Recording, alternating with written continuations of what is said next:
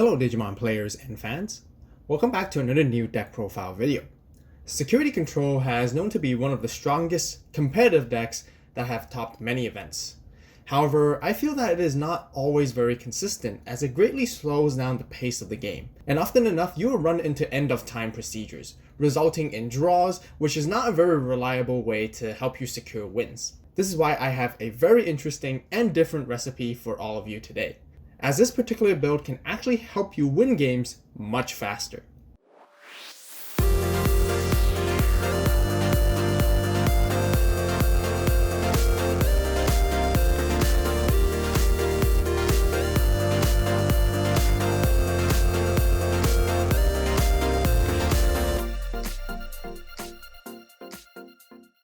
Now for those who are in North America, are you guys excited for BT6 Double Diamond as it's just around the corner?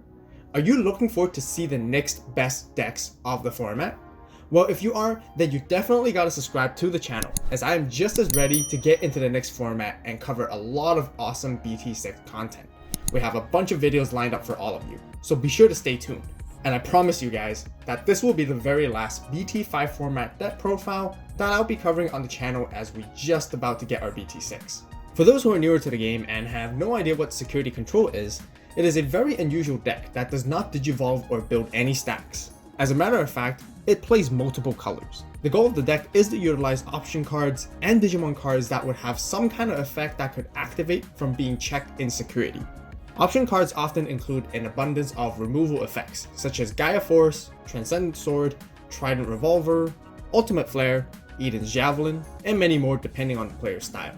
As for Digimon, Zwart Defeat is known to be the strongest of all, as it can come out of security. Right there, you have a 13,000 DP beater on the board, along with an on deletion effect, and removing even more Digimon on your opponent's side.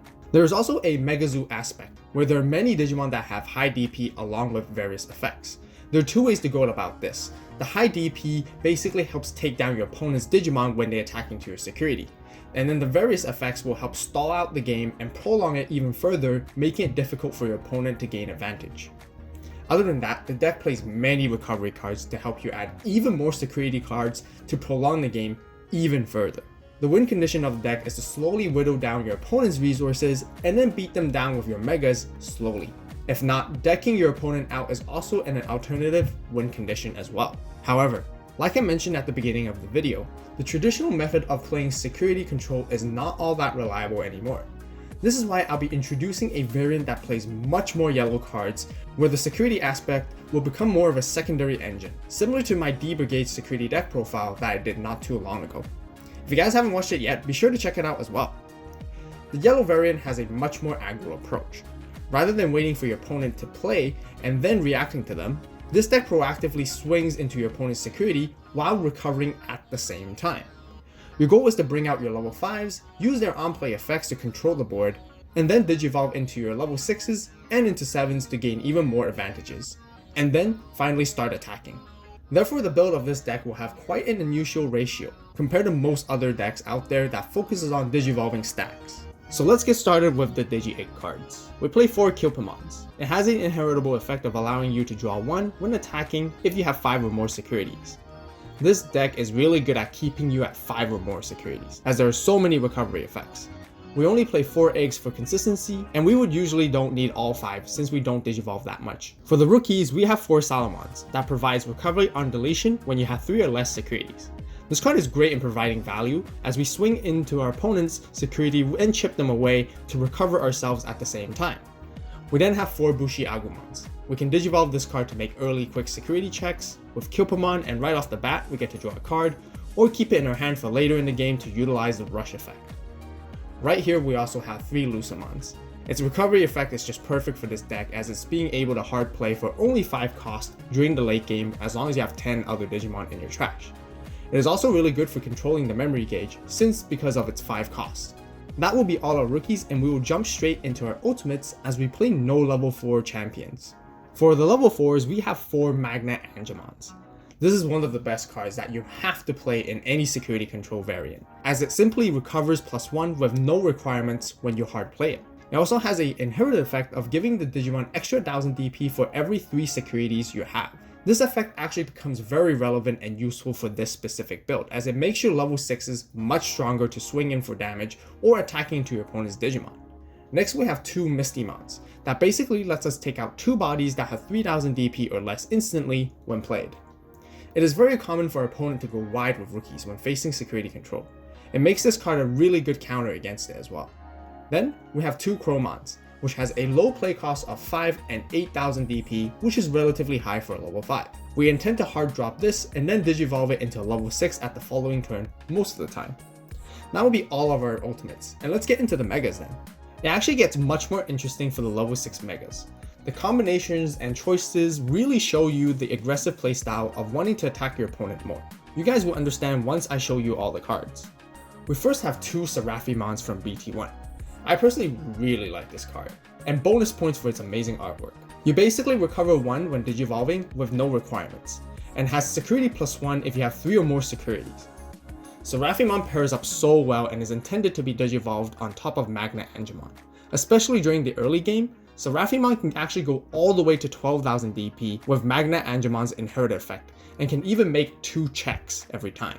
That will allow you to create a large amount of advantage and pressure right off the bat. We of course then have 4 of the Magnadramons, which is no surprise as it's played in all security based decks as well. It basically lets us recover 2 instantly when we have 3 or less securities. In addition, you would actually want to attack more with this Digimon early on and utilize its secondary effect to bring out a variety of level 3 Digimon from your hand.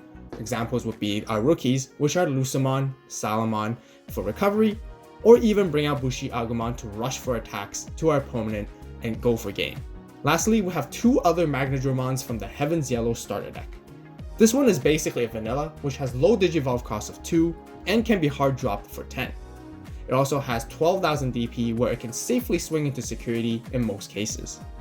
That will be all of our level 6 megas, and for the level 7s, we basically play 3 Valor Arms. This card is perfect in maintaining control of the board, as well as being a very strong 14,000 DP body. Ideally, we would want to digivolve Valor Arm on top of the vanilla Magnadramon, since the Seraphimon and the recovery Magnadramons have effects that we would like to keep. However, at times, it is just necessary for us to digivolve them into Valor Arm for the sake of taking down our opponent's Digimon with Valor Arm's DP reduction effect. Now that I have shown you all the Digimon we play, we can now move on to our tamers and options. For the tamers and the options, I will be showcasing them slightly differently this time, as we'll go by for colors first. So for the yellow options, we play 4 Eden's Javelin. It gives you an extra draw, and you can take out one of any Digimon that your opponent has depending on how many cards you have in your hand. Next, we have 2 Blade of Truth. For the cost of 2 memory, you get to draw 1 card for every 2 securities you have.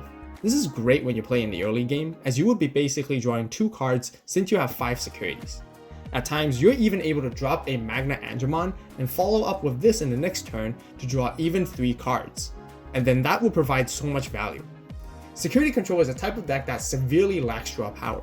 Therefore, both Eden's Javelin and Blade of the Truth helps balance it out by giving you slightly more resources compared to the traditional Security Control builds. Now moving on to the red package, we have 3 ties from the Gaia Red starter deck. This tamer combines very well with the aggression playstyle of this deck. The extra 1000 DP boost during your turn further allows you to swing into securities safely. It also has a 2 cost, making it very easy to play and set up early on.